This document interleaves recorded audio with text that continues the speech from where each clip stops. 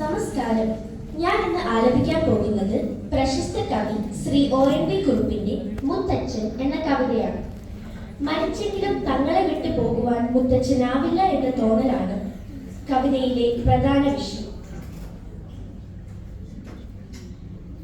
എവിടേക്കു പോകുവാൻ മുത്തച്ഛൻ നമ്മെ വിട്ടെവിടേക്കു പോവാനാണല്ലേ ഉണ്ണി? എവിടേക്കു പോകുവാൻ മുത്തച്ഛൻ നമ്മെ വിട്ടെവിടേക്കു പോവാനാണല്ലേ ഉണ്ണി? ഇവിടെ ഈ ഉമ്മറത്തില്ലെങ്കിലും ഇവിടെ വിടെയോ നിന്നെന്തോ ചെയ്യുകയാവാം. വെറുതെ ഇരിക്കുവാൻ മുത്തച്ഛനാവില്ലെന്നറിയില്ലേ? പണിയൊന്നും ചെയ്തിടാതെ കലവറയിലുണ്ടാവാം ഉണ്ണിക്കായി കരുതിയ കദളിക്കുലയുടെ പാകം നോക്കാൻ.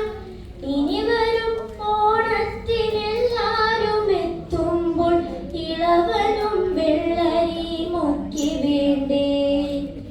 എവിടേക്കു പോകുവാൻ, എവിടേക്കു പോകുവാൻ മുത്തച്ഛൻ നമ്മെ വിട്ടെവിടേക്കു പോവാനാണല്ലേ ഉണ്ണി? തൊടിയിലെങ്ങാനും പോയി നിൽക്കയാവാം വീണ പടവലത്തിൻ പന്ത് നേരെയാക്കാം. കനി കൊണ്ട കാറ്റത്തൊടിഞ്ഞു വീഴാറായ കദളിത്തൈ വാഴയ്ക്കൊരുന്നു നൽകാൻ. ചെറുനെല്ലിൻ കുറുമണിക്കതിർ കൊയ്യാറായും എന്നറിയുവാൻ പാടത്തു പോയതാവാം. പറയാറില്ലേ എന്നും മുത്തച്ഛൻ എല്ലാവർക്കും ചെറുനെല്ലരിച്ചോറാണേറെ ഇഷ്ടം. എവിടേക്കു പോകുവാൻ, എവിടേക്കു പോകുവാൻ മുത്തച്ഛൻ നമ്മെ വിട്ടെവിടേക്കു പോവാനാണല്ലേ ഉണ്ണി?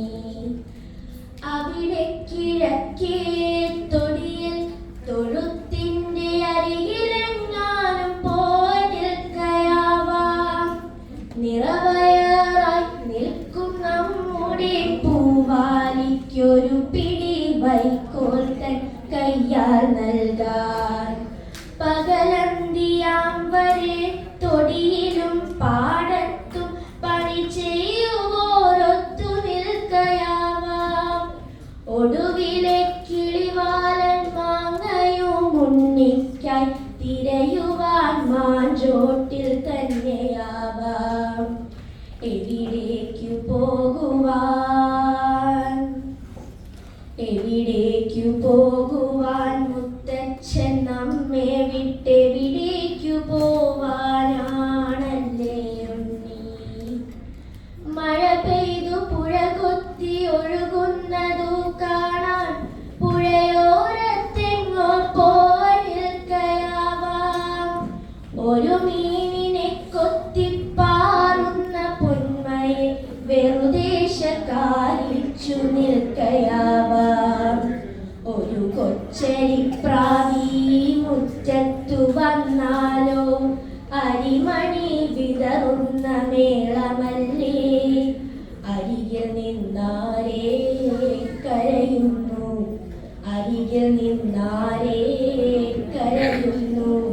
മുത്തച്ഛനറിയേണ്ട വെറുതെ കരഞ്ഞു പോയാൽ ഒരു നാളും ഉണ്ണിയെ കരയിച്ചു മുത്തച്ഛനൊരിടത്തും പോകുവാനാവില്ലല്ലോ. ഒരു നാളും ഉണ്ണിയെ കരയിച്ചു മുത്തച്ഛനൊരിടത്തും പോകുവാനാവില്ലല്ലോ. എവിടേക്കു പോകുവാൻ, എവിടേക്കു പോകുവാൻ മുത്തച്ഛൻ നമ്മെ വിട്ടെവിടെ